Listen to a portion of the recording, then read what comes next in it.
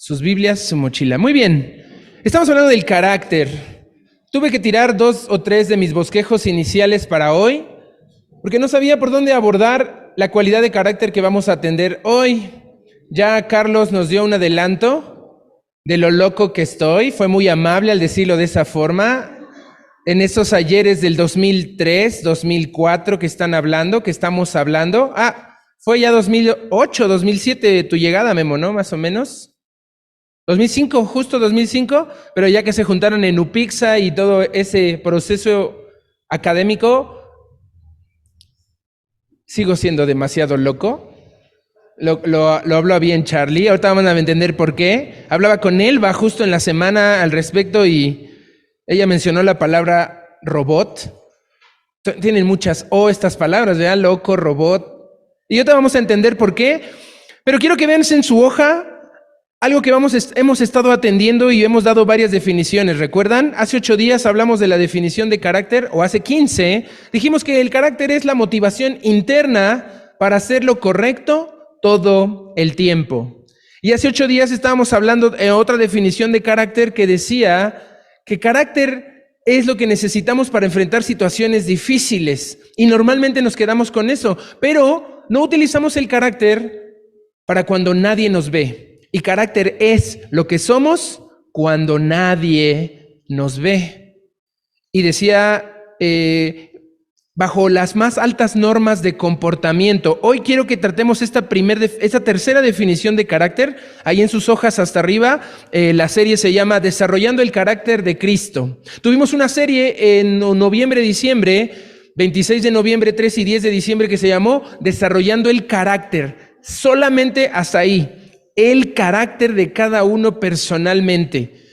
Vimos situaciones del alma, del espíritu, del cuerpo. Vimos que es imposible hacerlo bajo tus propias condiciones y fuerzas y que necesitamos de un poder sobrenatural para hacer esto.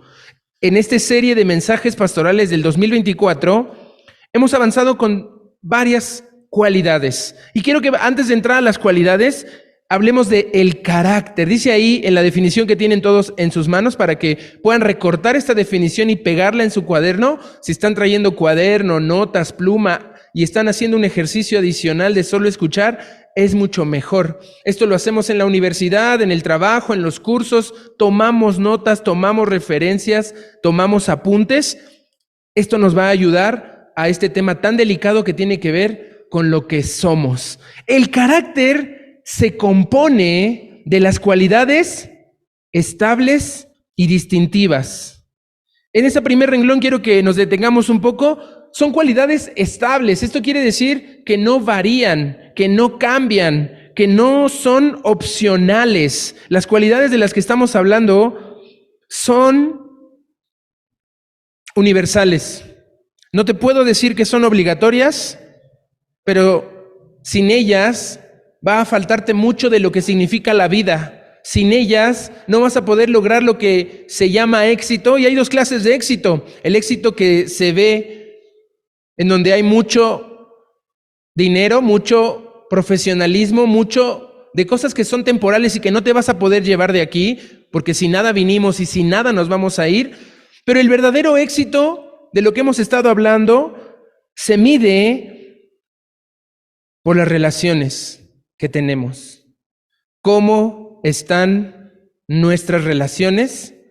Es lo que va a definir nuestro éxito.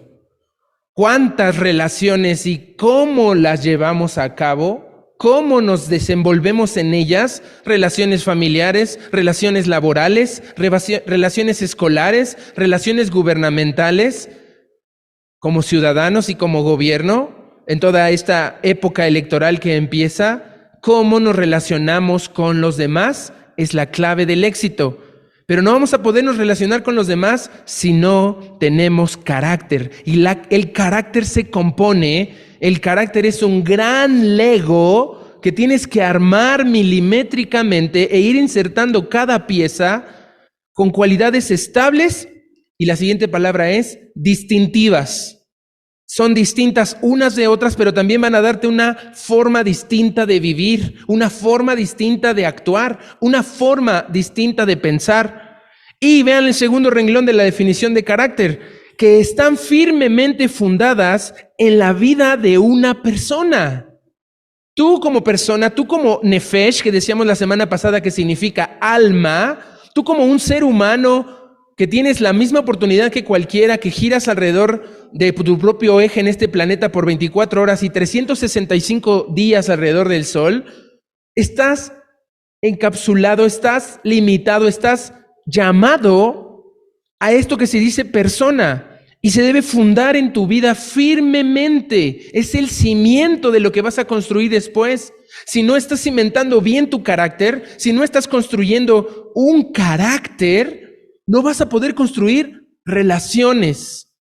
Y si no hay relaciones, no vas a poder nunca alcanzar el éxito verdadero, el éxito permanente, el éxito trascendental. Y tercer renglón, que determinan su comportamiento en toda circunstancia. Esto ya lo hemos dicho en las otras 3 definiciones o en las otras 2. Todo tiempo y toda circunstancia, toda cultura y toda época, y determina tu comportamiento. La mayoría de nosotros empezamos al revés. Queremos empezar a mejorar nuestro comportamiento, queremos hacer algo por cambiar nuestra conducta, eliminar nuestros hábitos, eliminar aquellos vicios y situaciones que nos arrastran a cosas que no queremos, pero fallamos y nos equivocamos y prometemos cada año nuevo en propósitos y volvemos a tropezar, volvemos a caer o simple y sencillamente volvemos a tirar la toalla y a rendirnos. Y en ese momento de debilidad en el que alguien se rinde, empieza a cometer los peores errores de su vida. Y no debemos empezar por el comportamiento. El comportamiento va a ser un fruto, va a ser un resultado, va a ser una carrera que obtienes después de cursarla. El título final ante una tesis, ante una presentación de una defensa, el carácter es el título que vas a recibir, pero tienes que cursar las diferentes materias. Son 49 materias que vamos a estar analizando, no sé si nos alcance el año o hasta el próximo, y llevamos 6 materias. Hoy vamos a ver la 6ª materia y las puedes ver aquí abajo. Ahora, cualidades estables. Dice ahí una pregunta, ¿por qué son necesarias las definiciones operativas para definir el carácter? Dice una frase que usaba mucho en la empresa educativa que manejé, nadie puede dar lo que no tiene. Tú no puedes dar a una persona $1,000,000 si no lo tienes. Y si tienes solo ese millón y lo das, pues vas a quedar mal. Si tienes 10 millones y puedes dar 1, pues no pasa nada, tienes 9. Y no consideramos los cálculos así con Dios cuando hacemos ese ejercicio de los diezmos y las ofrendas, ¿verdad? Pensamos en lo que soltamos en lugar de lo que tenemos, en lo que Dios nos ha dado. Y cuando no tenemos bien definido a dónde vamos, no avanzamos. Y si no tenemos bien definido en dónde estamos, no podemos salir de eso. Las definiciones que les hemos estado dando durante los últimos 6 domingos están ahora aquí escritas en tu mano, porque seguro los que han estado tomando notas la tienen, pero que las puedes revisar. Hay 2 definiciones, vean la primera. Dice, cualidad de carácter, definiciones, ahí están 2 fuentes de información. Hay un libro donde estamos basándonos para dar estos mensajes, El poder para el éxito verdadero, cómo desarrollar carácter en tu vida, y los materiales mensuales con actividades en PDF que están usando nuestros niños en la escuela dominical infantil. Ellos están usando este mismo material, estas mismas elementos y estas mismas definiciones, a veces las variamos. Dice diligencia, aceptar cada tarea como una asignación especial del Señor y usar todas mis energías para realizarla rápida y eficientemente. ¿Cómo te va en esta materia? Podrías decir, acepto cada tarea como una asignación del Señor. Puedes decir eso, pero ¿estás usando todas tus energías para realizarle rápida y eficientemente? Puedes ver que no. O, ¿qué tal si estás usando todas tus energías y toda tu eficiencia y rapidez para hacer la tarea, pero no la estás tomando como parte del Señor? Es más, muchas de las cosas que estamos haciendo, ni siquiera Dios las ha querido en tu vida. Y tú has aferrado, has decidido, has hecho lo imposible para tomarlas, para quererlas, para que eso sea tuyo. Y hay que analizar cómo va la materia de lealtad. Ahí hay 2 definiciones, te las voy a dejar, las puedes pegar en tu cuaderno, las puedes leer. Y entonces, cuando entendemos que el carácter se compone de todas estas cualidades, lealtad, denuedo, seguridad, entusiasmo, y hoy que vamos a ver benignidad, cuando estas cualidades estables, distintivas, esta definición que te estamos ofreciendo es la mejor definición que te podemos ofrecer.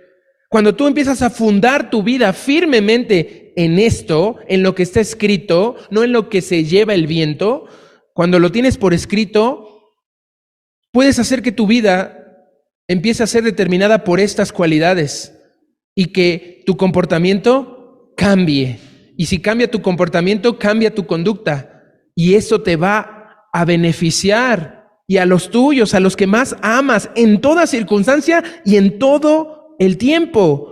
Esta parte de que están firmemente fundadas en la vida de una persona es lo que estamos luchando y tratando de hacer cada día. Y ha sido un esfuerzo monumental del pastor y del liderazgo de esta iglesia en llevar y comunicar estas verdades espirituales. No es una materia académica, no es algo que te llevas en el cerebro, no es algo que tenga que reconfortar solamente tu corazón en lo emocional, y tampoco es algo que va a hacer que tu cuerpo sea bello, perfecto y eternamente joven. Ojalá, pero no es así. Pero tiene consecuencias claras e inmediatas en tu cuerpo, en tu mente y en tu corazón o alma. Pero las tienes que tratar espiritualmente. Estas verdades las estamos comunicando desde hace 2 años, puntualmente, domingo a domingo, a través de estos mensajes. Desde el 10 de septiembre, 14 mensajes y ahora 6 hasta hoy, ya nos dan un total de 20. No quiero que Alexis y Rocío se sientan mal de, nos perdimos la serie. Memo ahí también dice, pero como cada serie, cada capítulo tiene su inicio y su final, les queremos dar un contexto, un panorama, y qué bueno que llegaron hoy.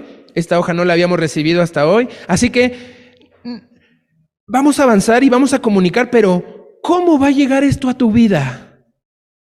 No queremos que nada de esto quede en saco roto. Esperamos y anhelamos que no sea así, y por eso nuestra insistencia en que tomes tus notas. Por eso nuestra insistencia en hablar y que tú te crees tu propio manual de consulta. Sí, claro que puedes hablarnos a mí, al pastor, al predicador que va a seguir avanzando en estos temas, pero si tú lo tienes en tu propio manual de consulta, en tu propio diario personal, donde anotas fallé, donde anotas lo logré, donde anotas me falta mejorar esta parte, donde anotas esto lo tengo dominado, pero no me quiero ensoberbecer, no me la quiero creer, vas a poder decir que en tu vida se han fundado firmemente. Así que yo recomendaría que te memorices esto. Obvio, si no estás pudiendo memorizarte todos los versículos que semana a semana estamos tratando de comunicar, en primer lugar es porque no le estamos dando el valor que tiene ello en nuestras vidas. Memorizar es vital, es como comer.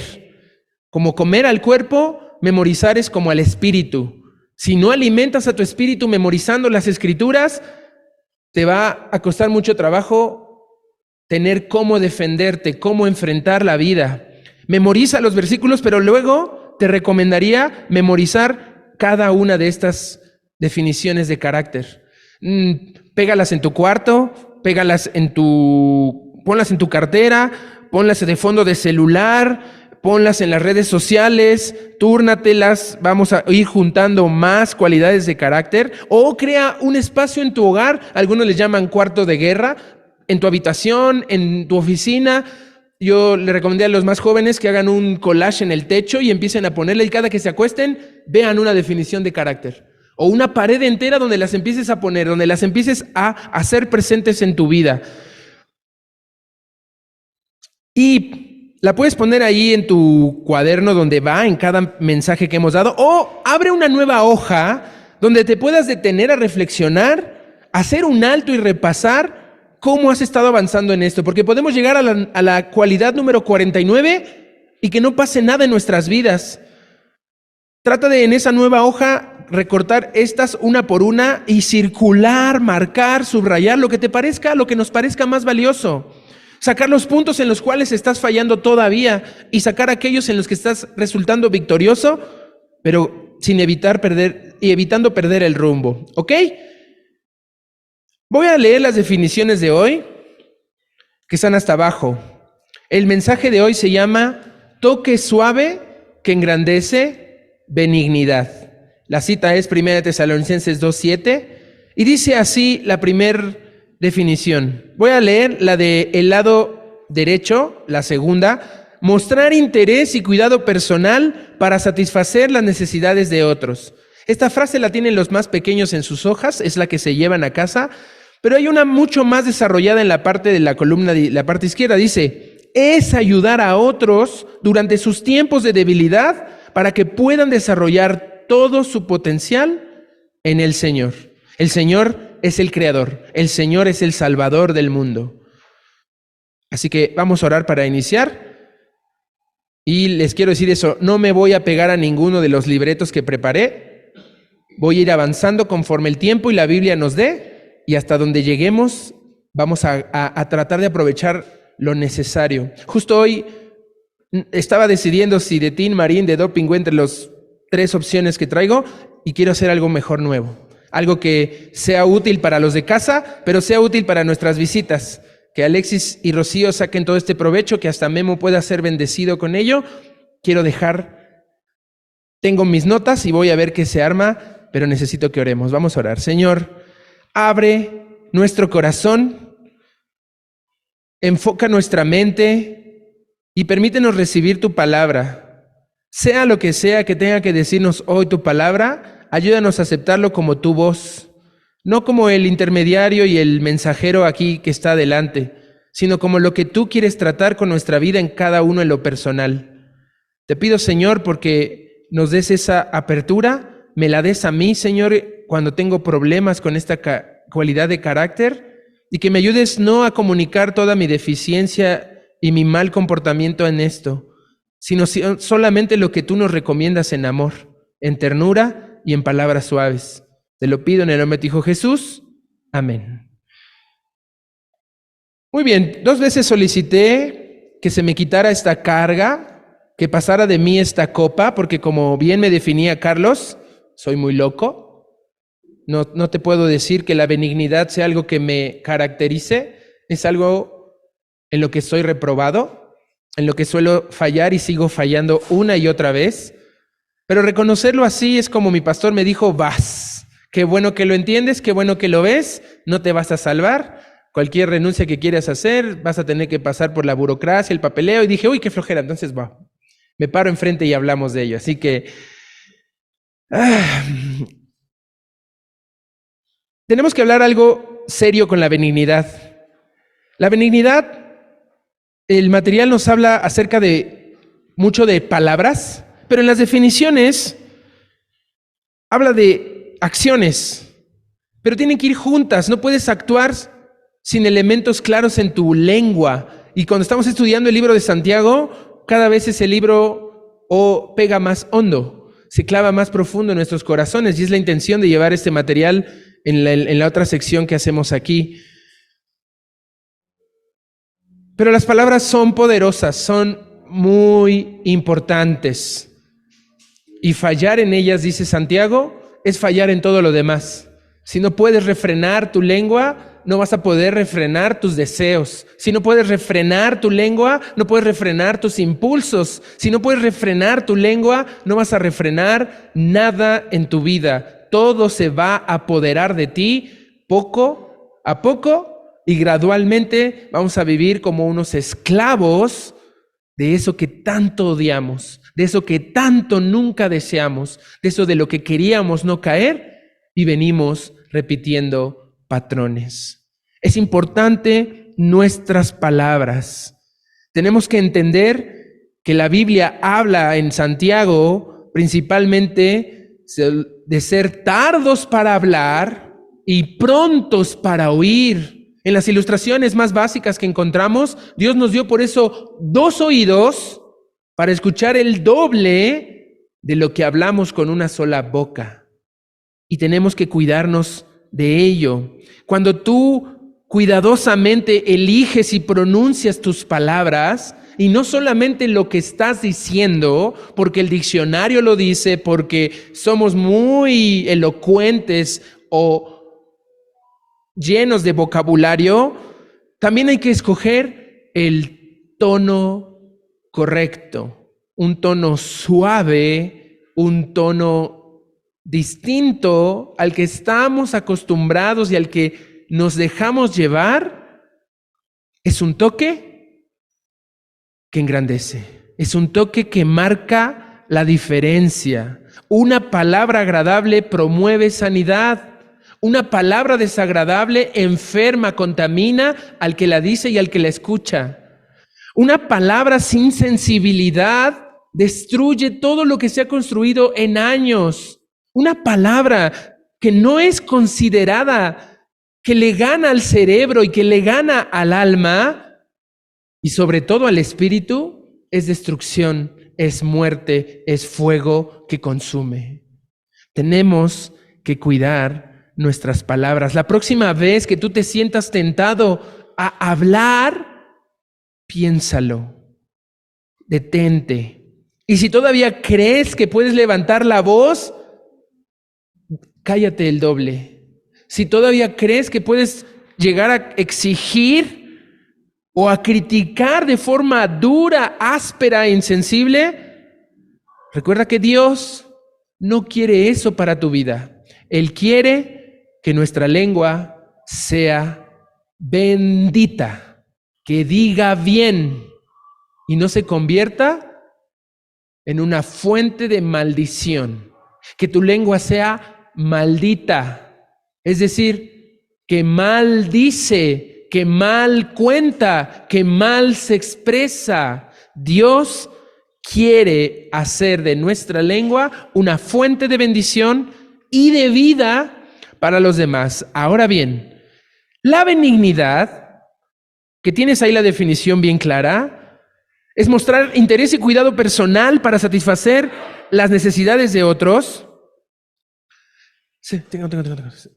Gracias. Se basa en muchas más cualidades de las que creemos. Y quiero que tomes nota de esto porque la benignidad no aparece por sí sola y no puede solo existir sin un fundamento, sin una base.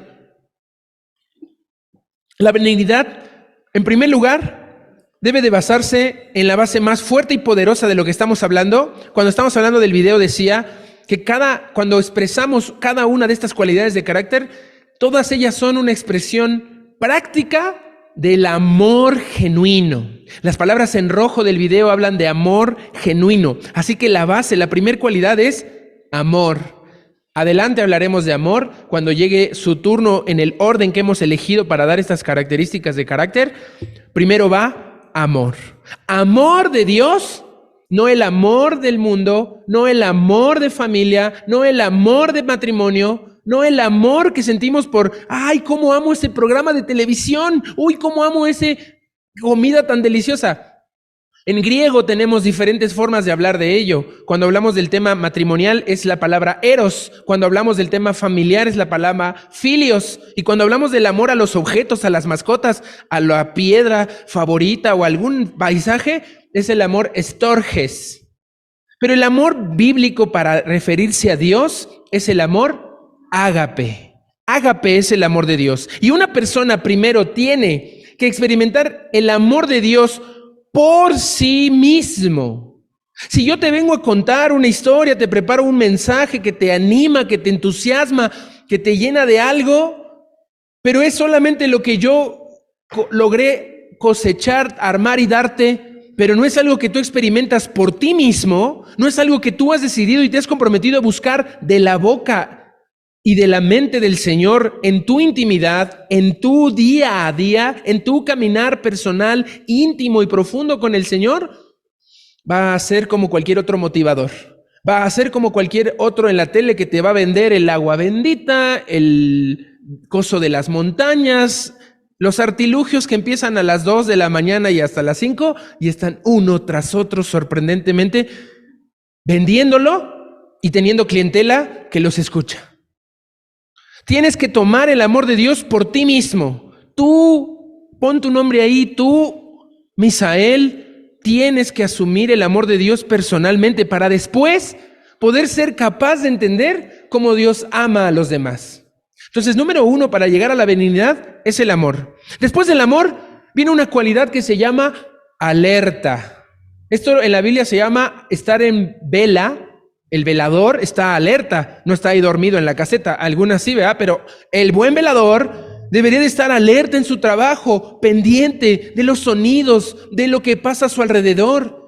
Y velad y orad, dice la Biblia, la oración no es solamente un rito de repetir, la oración no es solamente traer algo grabado o una lista de Santa Claus y del súper para ver qué le sacamos a Dios. La oración es una comunión, una relación en la que hay un diálogo, en la que nuestro cerebro codifica información y hablamos con Dios. La cualidad de alerta es de los despiertos, los que no están dopados por la utilitarista vida en la que vivimos, materialista, consumista. Se nos ha enseñado solo a yo, ego, yo primero, y los demás se borran de nuestra visión. Tienes que poner el amor de Dios y luego tienes que poner la alerta donde reconoces las necesidades de quienes te rodean. Yo en la iglesia conozco a dos Marisoles y les digo Marisol y Marisol, pero ahora sé que una es Mateos y otra es Luna. Y ahora tengo que saber pues, a qué se dedican, qué hacen, pero tengo que estar alerta. Y ya me fui enterando que no es tan Marisol la que conocemos como Marisol, es como María de otro nombre, ¿verdad? No sé, es una forma de conocer y estar alerta.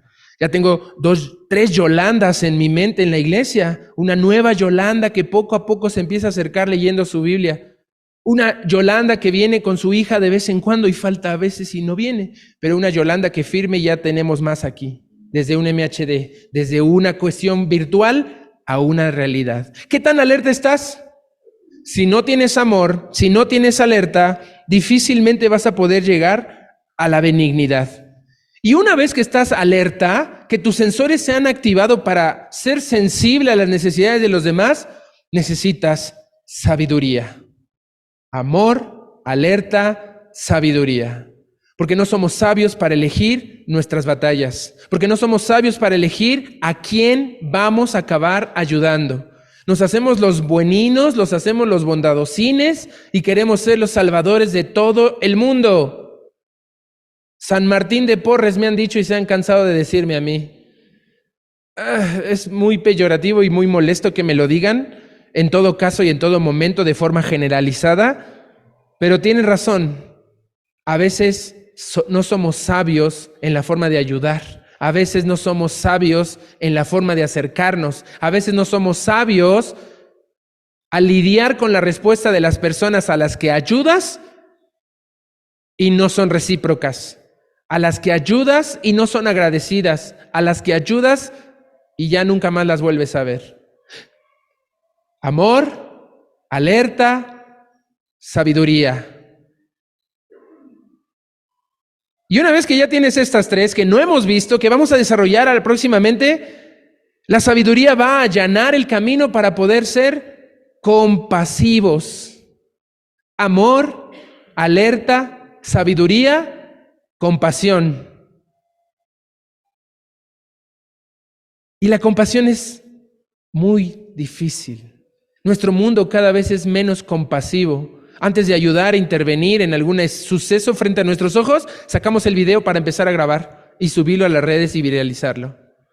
Eso es lo opuesto y lo más horrendo y contrario a lo que es la compasión que encontramos en la palabra de Dios. La compasión es una cualidad de carácter, es una decisión, no es sentir, ay, pobres ballenas, ay, pobrecitos animalitos tirados en la calle, hay que adoptarlos y abrir un hotel para perros. Ay, pobrecitos niños del África que están tan mal. Eso no es compasión, eso es sentimentalismo emotivo para hacer que abras tu cartera. Y funciona muy bien.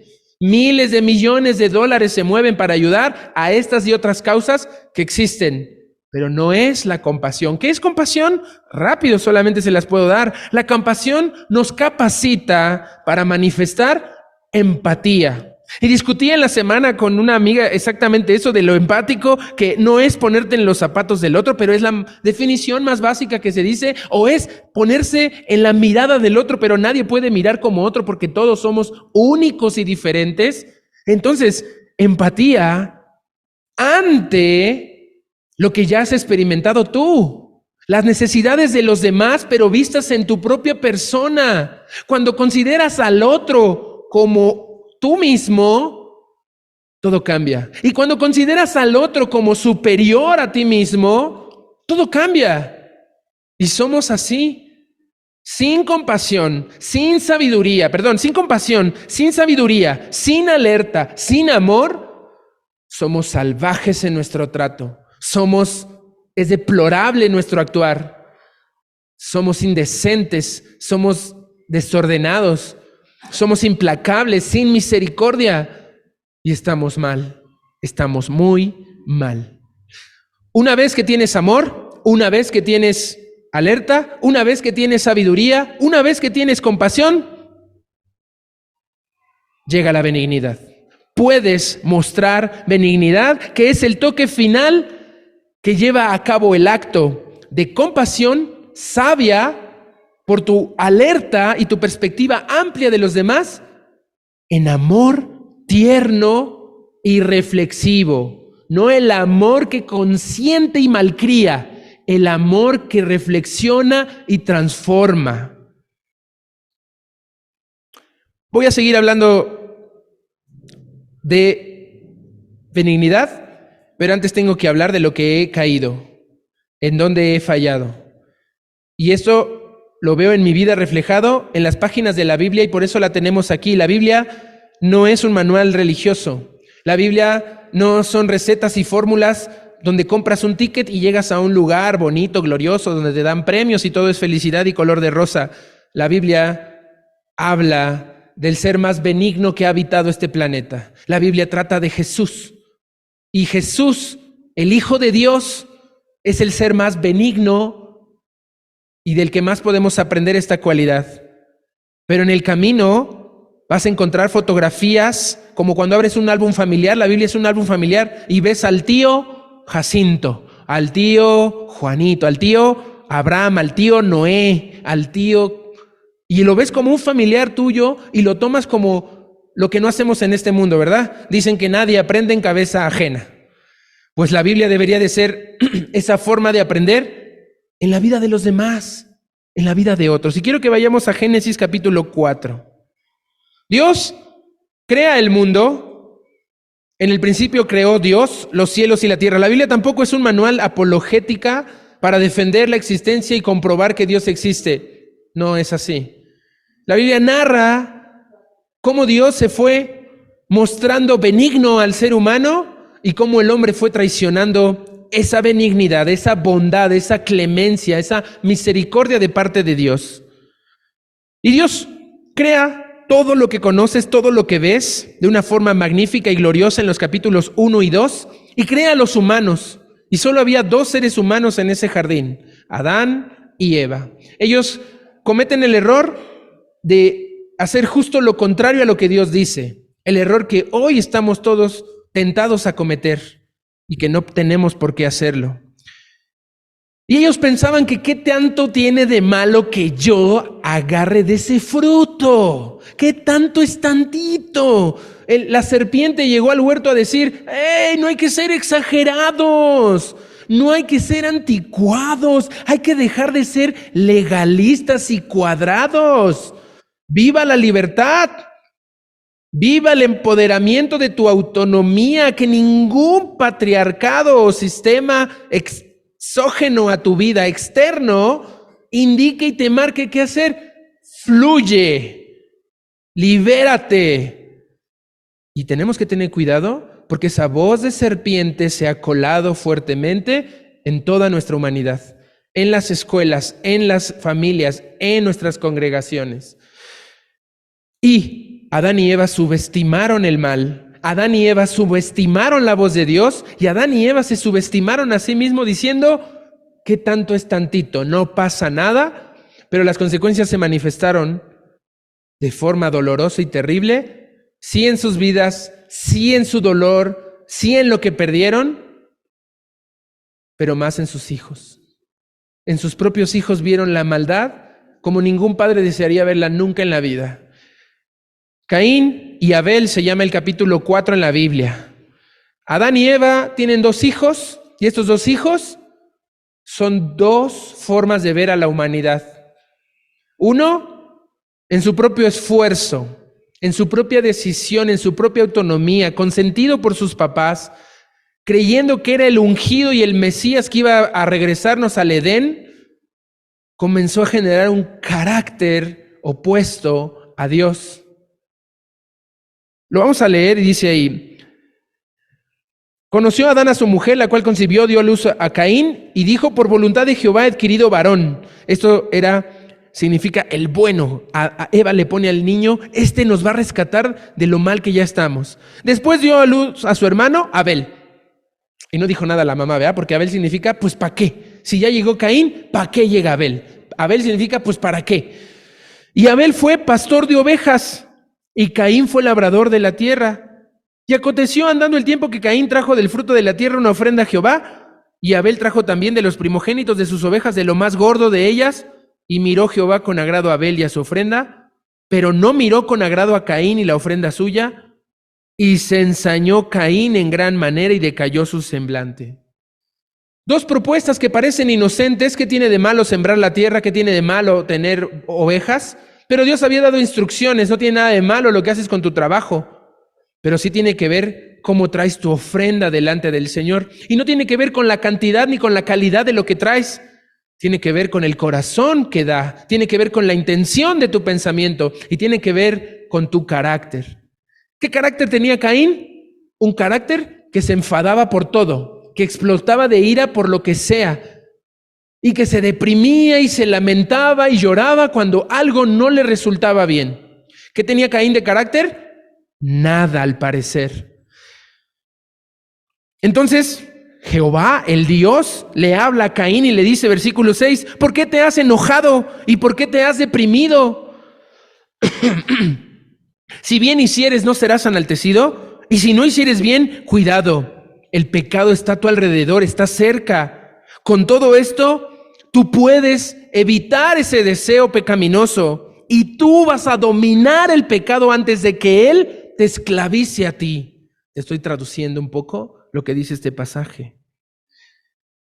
Y dice Caín, si es cierto, Dios me acaba de hablar, Dios se mostró a mí, me está dando su voluntad clara y directa, me dice, ¿debo hacer el bien para ser enaltecido? Porque si hago el mal voy a ser esclavizado. Y Caín formula un plan de esos de telenovela actual mexicana, de la que dices, ya entendió, no la va a hacer mal, la va a hacer bien, ya no puede pasar algo peor.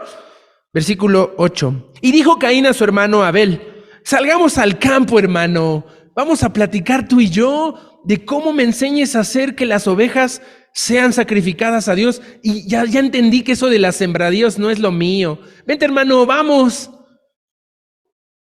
Y aconteció que estando en el campo, Caín se levantó contra su hermano Abel y lo mató.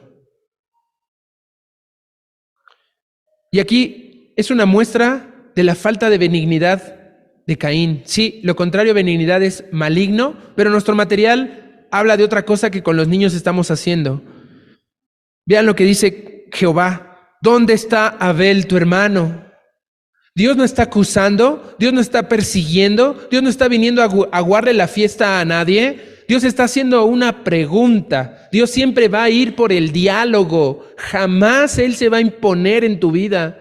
Él viene a hablar y a preguntar, ¿dónde estás? Al primer ser humano le dijo a Adán, ¿dónde estás? Pregunta personal. Pero esta segunda pregunta a otro ser humano es, ¿dónde está tu prójimo? ¿Dónde está tu hermano? Y vean la respuesta de Caín. La respuesta de Caín no es benigna, no es amable, no es en verdad, es en engaño. Es una respuesta áspera. Trata de ver el tono de Caín en este punto en la Biblia. Es un áspero, es un retador, está provocando, intentando provocar a Dios, que compasivamente se había acercado a él y a decirle, Caín, cuidado. Caín, pon atención, no ocupes así tus emociones, no te dejes llevar por la depresión, no te dejes llevar por el enojo, tú puedes, tú sabes cómo hacer el bien, hazlo. Y Caín responde, no sé. Y lo empeora, porque está mintiendo, él sabe lo que acaba de hacer. Y empeora la palabra diciendo, ¿soy yo acaso guarda de mi hermano? ¿Acaso me dijiste que tenía que cuidar al para qué? ¿Acaso tienes algo que ver con él y no era conmigo? Toda la envidia, toda la irritación, todo el mal que puedas ver en toda la Biblia empezó aquí y empeoró y sigue empeorando hasta nuestros días. El ser humano de repente despierta después de cada juicio de Dios sobre la tierra y nos levantamos, pero volvemos a ir en declive, en caída. Quiero que vayamos a otro ejemplo en el mismo Génesis. Vamos a Génesis capítulo 28. Porque hay otro hombre con el cual me identifico yo personalmente.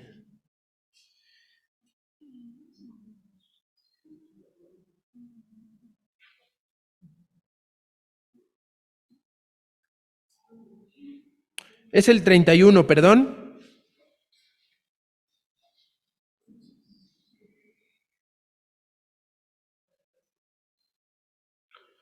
Capítulo 31 de Génesis. Ya, estos son la descendencia desde Adán y Eva, Caín, Set, Noé. Pasan muchos años, pasan 2500 años de historia. Ya pasó Abraham, ya pasó Isaac, estamos con Jacob.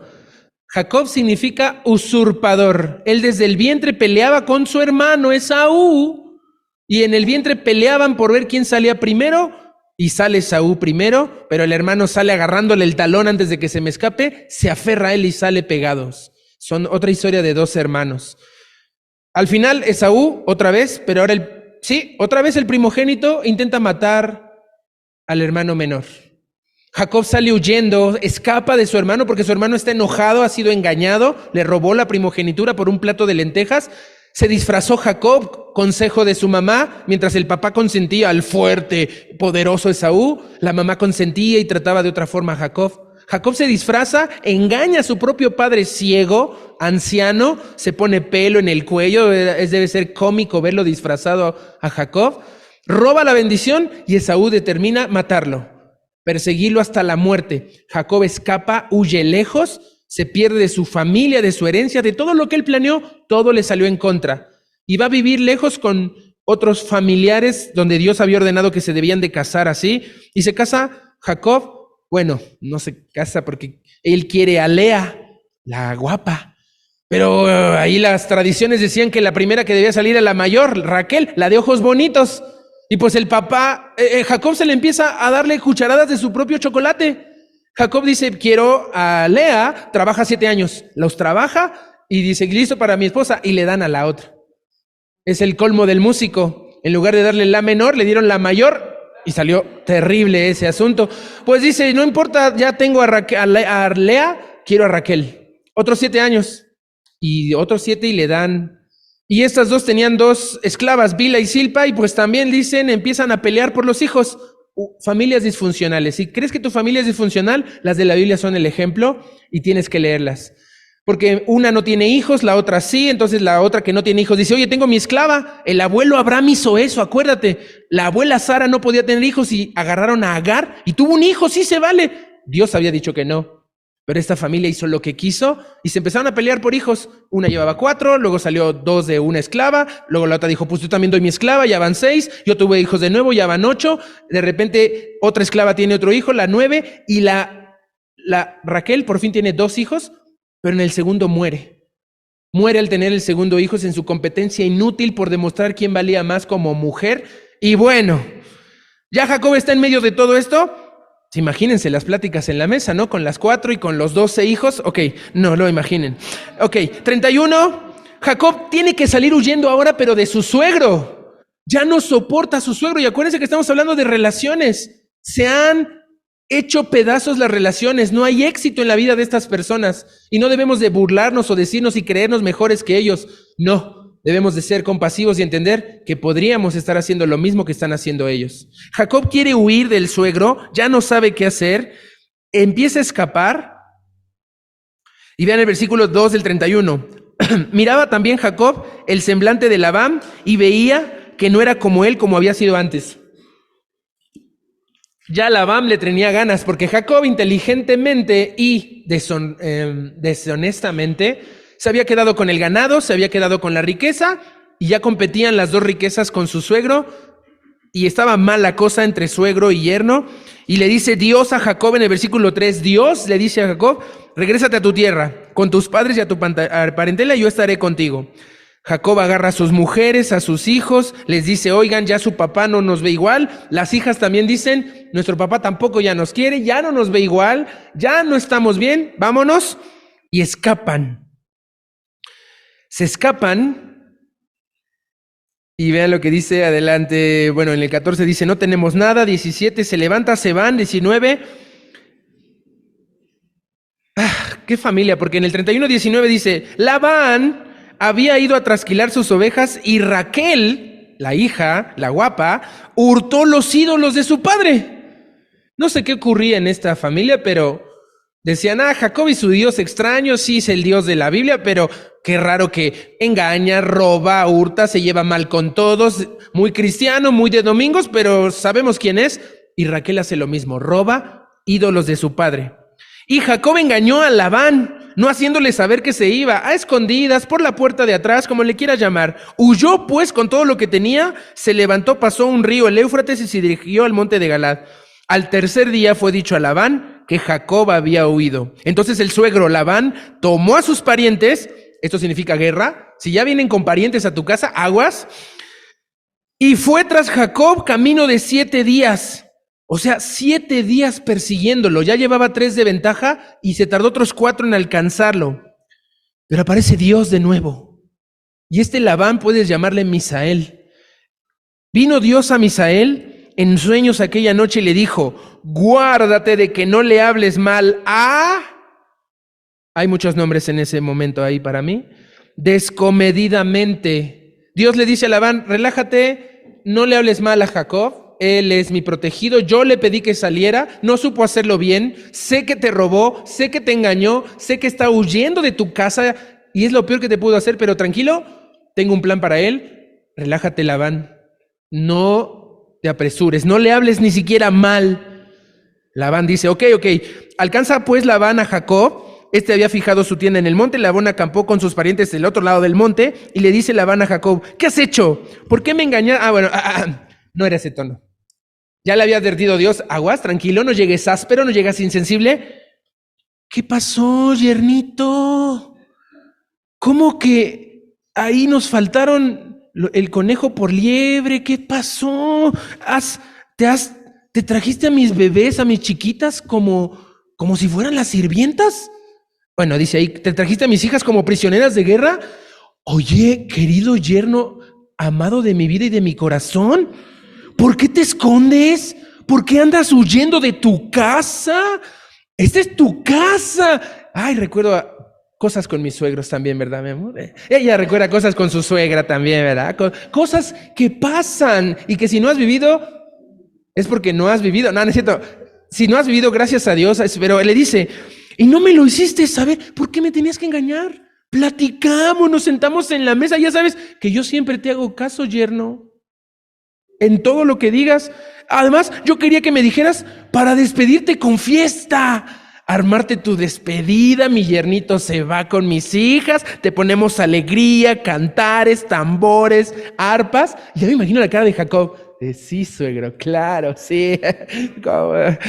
Y 28, y ahí viene el chantaje emocional. Aquí se está equivocando Labán. Labán ya empieza a meter un poco de chantaje emocional y dice, pues ni aún me dejaste besar a mis hijos y mis hijas. A ver. Señor, son mis hijos, no son de usted. O sea, los chiquitos, los 12 que me traje, yo los tuve.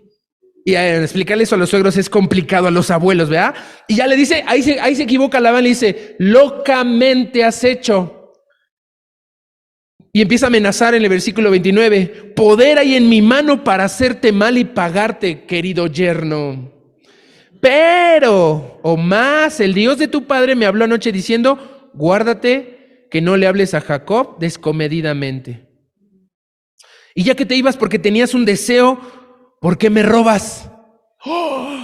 Ya me imagino a Jacob diciendo, ¡oh, suegrito! ¿Cómo cree que yo abrí y me llevé cosas de su casa? No, Dios me libre. Y dice, respondió Jacob a Labán, porque tuve miedo, pues pensé que me quitarías por fuerza a tus hijas. El miedo, terrible elemento en el carácter. El enojo de Caín, la depresión, el miedo. El miedo nunca trae algo bueno.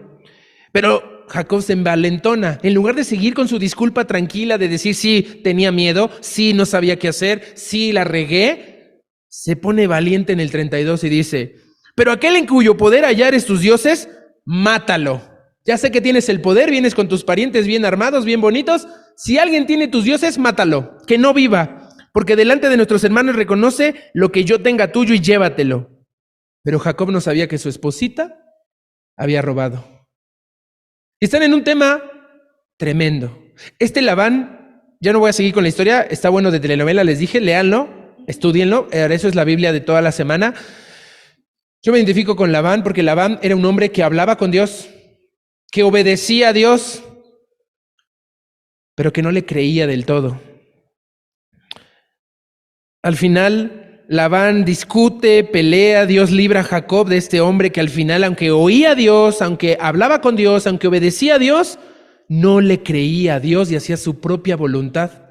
Y eso es lo que me ha pasado con el tema de benignidad. Yo no le he creído a Dios en cambiar muchas cosas en mi vida. Y ese toque final que llevas a cabo después de la compasión, después de la sabiduría, después de la alerta y después del amor, se ha convertido en maldición a con quienes no llegó de la forma correcta, con benignidad. Si falta delicadeza, todas las intenciones amorosas que cualquier persona pudiera tener en su mente, en su imaginación o en su intención, van a causar más daño que bien. Van a causar más destrozo que bendición. Si no aprendemos a experimentar la ternura de Dios, vamos a seguir cometiendo error tras error. Yo había preparado todo un material sobre cómo Cristo, Jesús, siendo el hombre más benigno de la tierra, Él no significaba que era un debilucho, un hombre del cual se pudiera abusar. Jesús defendió sus derechos, Jesús defendió al templo, Jesús defendió en su juicio su propia persona. Pero eso era solo una justificación hacia mi misma persona y no voy a hablar de ese tema. Voy a saltármelo. Quiero hablarles de lo que es la benignidad según la Biblia. La benignidad según la Biblia tiene que ver con bajar la vista. La palabra hebrea usada para benignidad es aná, con H al final. Aná, acento en la segunda A, con H, y dice bajar la vista. Bajar la cabeza significa deprimirse, humillarse, postrarse hasta el suelo, afligido y debilitado. Sí, tiene este componente la benignidad de mostrarnos en una forma suave para responder a los demás. Pero ¿saben qué? Debemos de utilizar la benignidad con quienes están bajo nuestro cuidado. No puedes actuar de una forma áspera, si hay que hacerlo, con los tuyos. Cuando estás tratando con su carácter y tienes que mostrar disciplina, fuerza, firmeza, y debe de ser en orden, no en enojo, no en miedo, no en desesperación, pero nunca jamás con quienes no están bajo tu cuidado. Debemos de disciplinarnos para saber reconocer esas debilidades y limitaciones, pero debemos de limitarnos al dar una respuesta blanda y animar con paciencia. Debemos llegar como este suegro con su yerno, con cántico, con algo bueno, alegre, con una disposición positiva y una respuesta sabia, orando a Dios para que nos dé esa sabiduría, para que nos dé ese amor, para que nos dé esa compasión y no dejarnos llevar por nuestra propia debilidad, por nuestro propio mal carácter. por nuestra propia perdición. Lo único que vamos a hacer es perder personas. Lo único que vamos a hacer es dañar personas si seguimos en falta de benignidad. Porque la benignidad nos engrandece, pero cuando la benignidad falla, somos ásperos, somos locos, parecemos robots, parecemos insensibles. Y muchas veces lo somos, pero lo estamos tratando de ocultar con una apariencia que Dios no desea, que Dios no quiere. Hay tanto que hablar, hay tanto que decir, pero me voy a solamente limitar a la Biblia. Y ya hablé los casos negativos, así que vamos a abrir nuestra Biblia en Samuel, capítulo 18,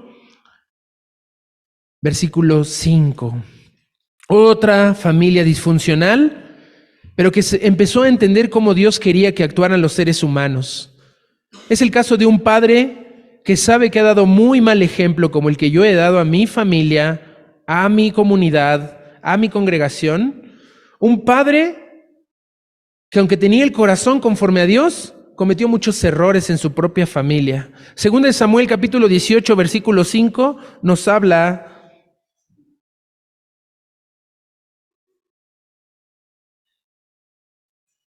de David. Espérenme, 18:5.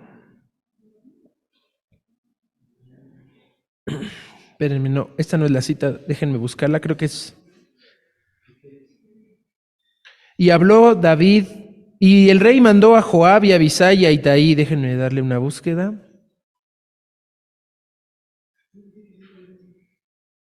Estoy en primera de Samuel en mi Biblia. Qué Biblia tan mal, ¿verdad? Ya, perdón. 18:5, segunda de Samuel, estamos bien. Estaba muy temprana la historia y no la encontraba. 18:5 dice así: y el rey mandó a Joab y a Abisai y a Itaí, sus generales de guerra. Eran familiares de él. Había un tema ahí familiar también complicado, diciendo: tratad benignamente por amor de mí al joven Absalón. Y todo el pueblo oyó cuando dio el rey orden acerca de Absalón a todos los capitanes. ¿Qué había hecho su hijito Absalón? El hijito Absalón del rey David se había puesto contra sus padres de una forma terrible y dolorosa. Absalón, aunque el rey estaba en el palacio, él se ponía en la puerta y venía y les decía: vengan, yo los escucho mejor que el rey que está allá. Esa técnica que usamos mucho hoy muchas personas de ser los buenos de la congregación mientras el pastor es el malvado y falto de amor, es algo que se repite muchas veces y que está en este pasaje. Absalón había robado el respeto a su padre. Absalón se había robado, había pasado demasiadas cosas entre los hijos de David. Era un desorden. Pero Absalón le había declarado la guerra real y había tomado la capital del país contra el rey David. ¿Y David qué hizo? ¿Lo enfrentó? ¿Luchó? No. Dejó la ciudad, sacó todo a su gente y evitó la guerra y perdió el reino dejándoselo a Absalón. Y les dice a sus generales: vayan con cuidado, sean benignos, háblenle bonito. Y todo el pueblo oyó que esto estaba pasando y esto fue de testimonio. Más adelante vean el capítulo 22 de Samuel, versículo 36. Son las pocas veces en las que aparece la palabra benigna en el Antiguo Testamento. Samuel 22:36 dice así: es como un salmo de los que están en Salmos, lo que está aquí escrito en las últimas palabras de David antes de que él ya había sido librado de Saúl y ya es como rey. Dice el 22:36: me diste asimismo el escudo de tu salvación y tu benignidad me ha engrandecido. La benignidad nos engrandece. La benignidad nos ha engrandecido. Y como les dije, vayan a Salmos capítulo 18. Salmos 18:35. Repite lo mismo que dijo Samuel, que dijo David, y lo puso David en este salmo de la misma manera. El Salmo 18:35. Me diste asimismo el escudo de salvación, lo mismo que en Samuel. Tu diestra me sustentó y tu benignidad me ha engrandecido. La benignidad trata de todo lo que les dije en las características, Pero tenemos que aprender a desarrollar un espíritu benigno, no un espíritu maligno. Un espíritu benigno es algo que Dios quiere formar en ti. Y la estrategia que Él utiliza es el sufrimiento. Pero, en mi caso personal, después de contarles todo lo que les conté hace 2 domingos en el tema de seguridad, todas esas pruebas y sufrimientos descubrí en esta semana, en este trato personal con el Señor, que en lugar de ablandarme, me han hecho duro, me han endurecido, me han hecho insensible, me han hecho soberbio. Dios permite el sufrimiento para darnos oportunidades con los demás para ser benignos, y no lo hemos sido, no lo he sido. Jesús mostraba esta benignidad en muchas ocasiones. Él hablaba de un pastor cuidando a sus ovejas. Y cuando uno pastorea a ovejas,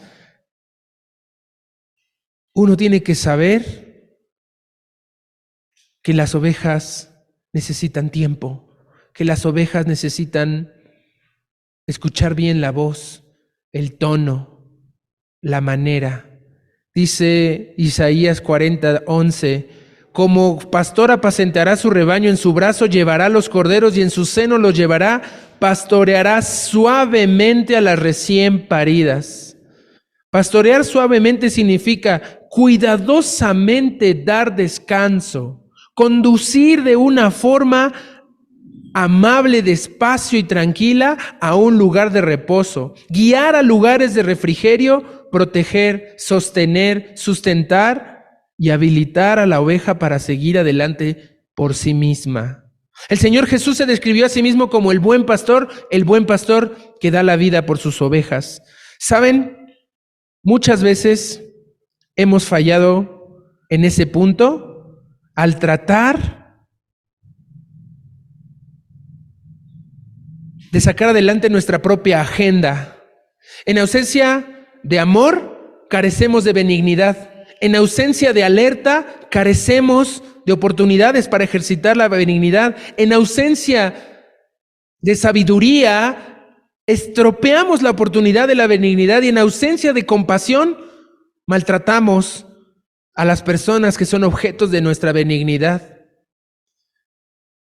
Cuando nosotros caemos en motivos egoístas, prioridades equivocadas y una perspectiva tan limitada de lo que Dios quiere que hagamos, podemos hacer que las personas sufran con nuestras exigencias ásperas y con un atropellar a todo el que se nos pone enfrente para lograr nuestros propios objetivos.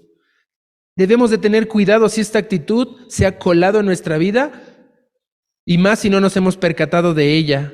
Esta actitud se va a meter en tu mente, en tus acciones y en tus relaciones. Esta actitud va a arruinar cualquier posibilidad de éxito que tengas. No puedes exigir con rudeza nada, ni con delicadeza puedes exigir quiénes nos creemos. No puedes hacer tu camino a costa de los demás. Dios nos está pidiendo que veamos con una perspectiva amplia. Y necesitamos ampliar nuestro panorama. Estamos tan metidos con la escuela, con el trabajo, con nuestras vidas, con nuestros gastos, con nuestros compromisos, que no tenemos tiempo para voltear a Dios y pedirle ayuda.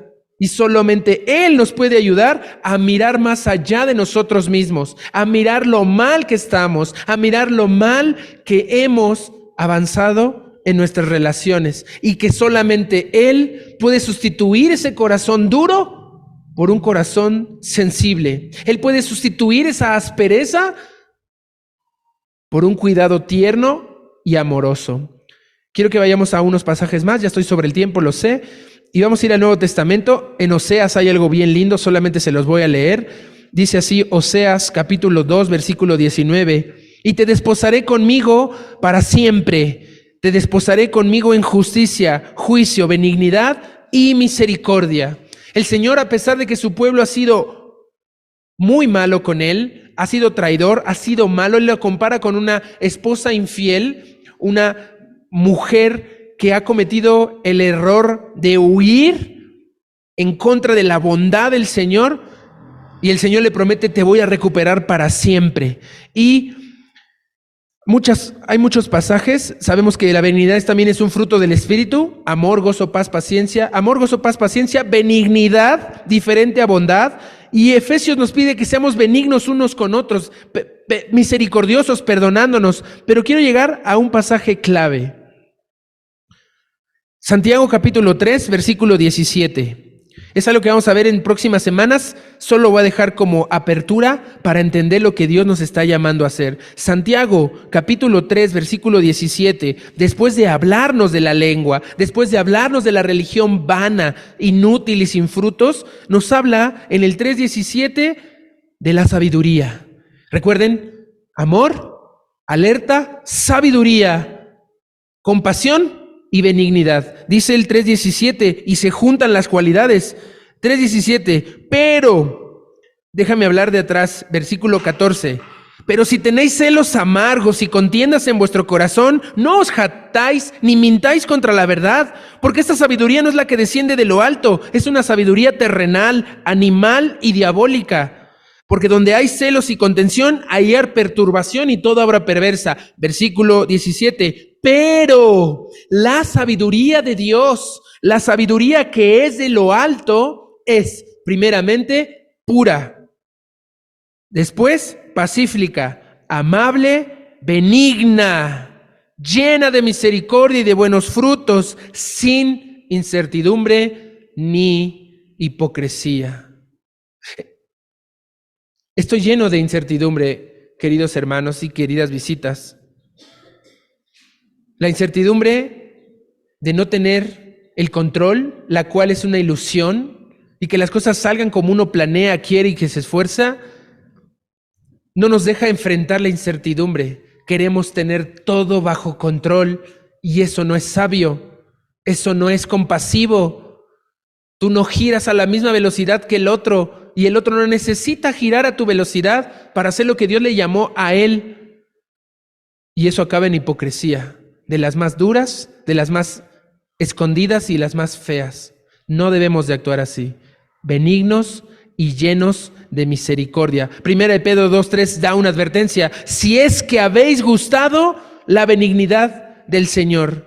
Solamente Dios es benigno y de Él debemos aprender, y la base es el amor. Cuando hablamos en Corintios las características del amor, dice: el amor es sufrido, pero también es benigno. El amor no tiene envidia, el amor no es jactancioso, no se envanece.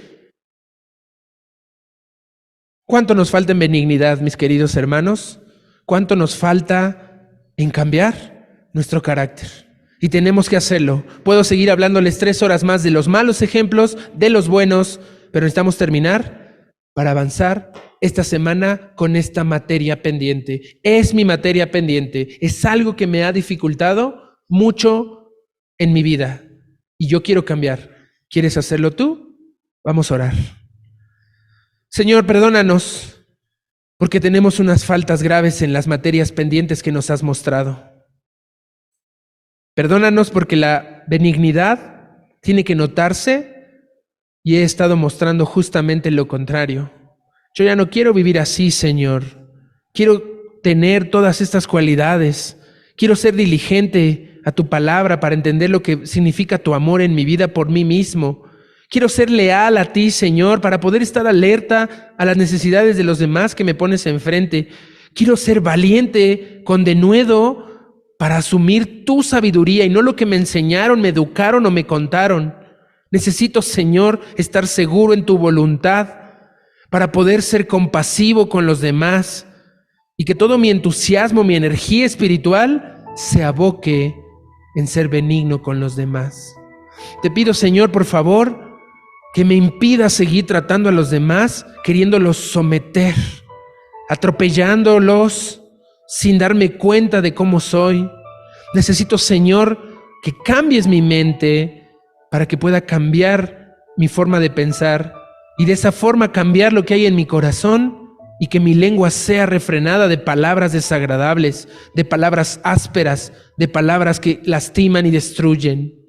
Señora, permíteme conocer a personas a las que pueda brindar una ayuda atenta, cuidadosa, como tú me has tratado a mí. ¿Cómo puedo ayudar más?